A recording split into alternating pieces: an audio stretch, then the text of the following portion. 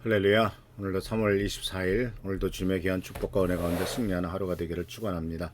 화요일날 아침, 오늘도 주님의 도우심으로 매일매일 평안한 가운데 살아가는 우리가 되기를 바랍니다. 오늘 말씀은 엘리야의 예언적인 권위에 대해서 말씀을 드립니다.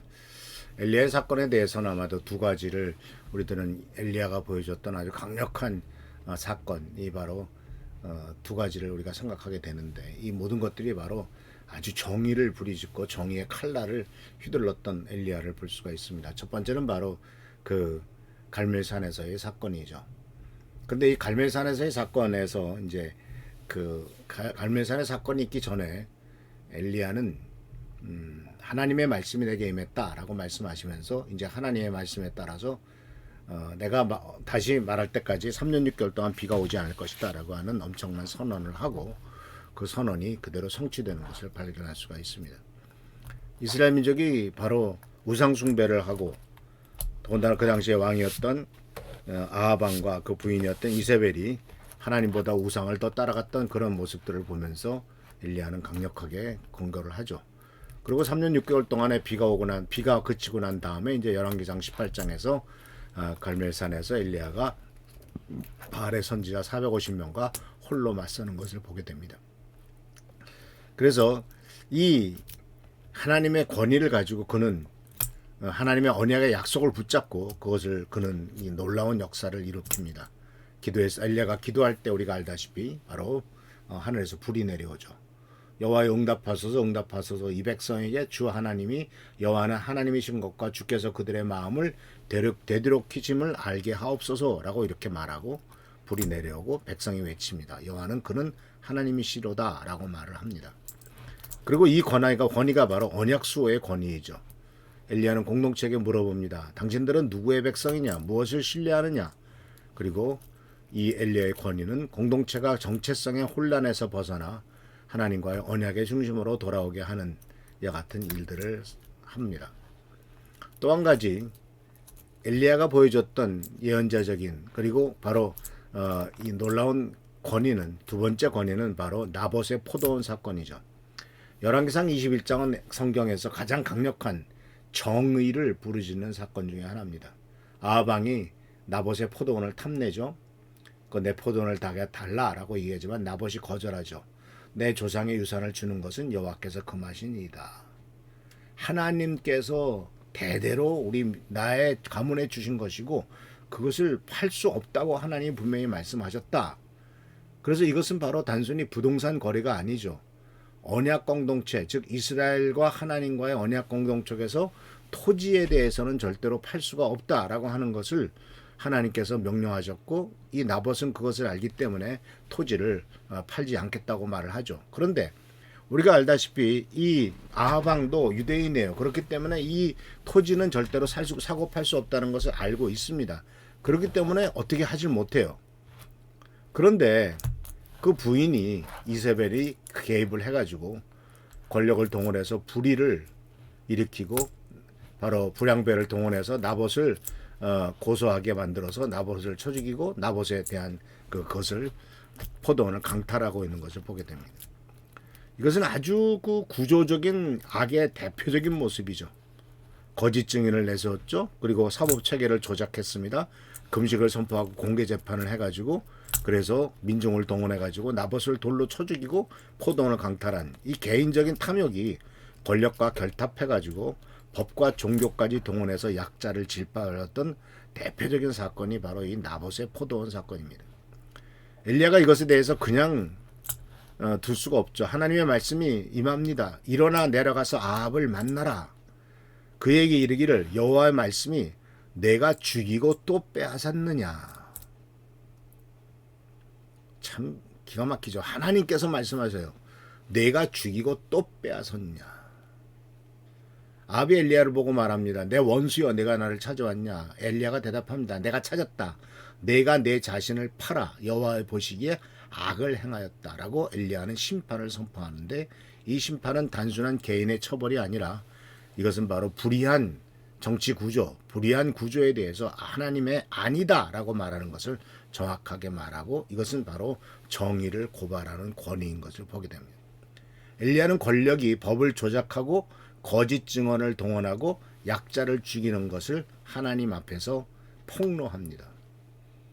참 지금 이 시대, 우리 시대에는 이러한 권위가 정말 꼭 필요하죠.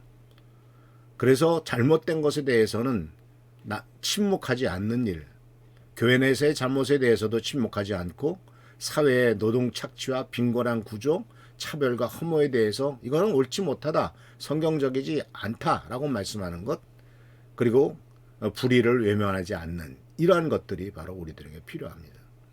그런데 공적 대결의 권위에서 엘리야의 모습을 보면은 그는 숨겨진 몰래 그렇게 하지 않았어요. 모든 것이 모든 사람이 보는 앞에서 합니다. 공적 공간에서 작동합니다. 갈멜산도 공개 장소였죠. 나봇 사건도 공개적으로 폭로했습니다.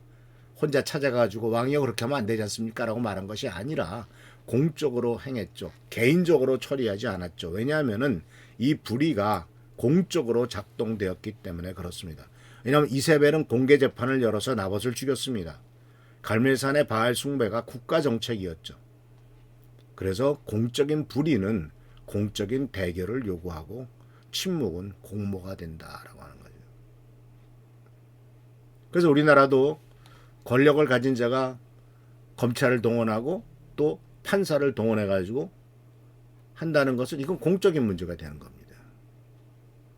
그래서 20세기 독일 교회가 나치에게 침묵했을 때 그 침묵은 바로 600만 명에 대한 유대인들을 학살하는데 교회는 입 다물고 있었다라는 거죠.